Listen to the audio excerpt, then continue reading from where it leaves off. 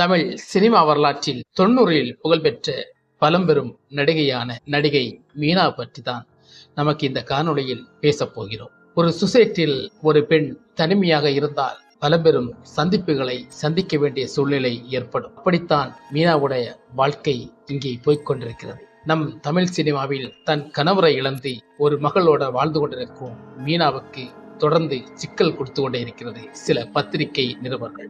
இந்த பத்திரிகைகளுக்கு நான் ஒரு பாட்டு படிக்கிறேன், அதை கேளுங்க. வாய மூடி சும்மா இருடா, ரொட்ட பார்த்து நேரா நடடா.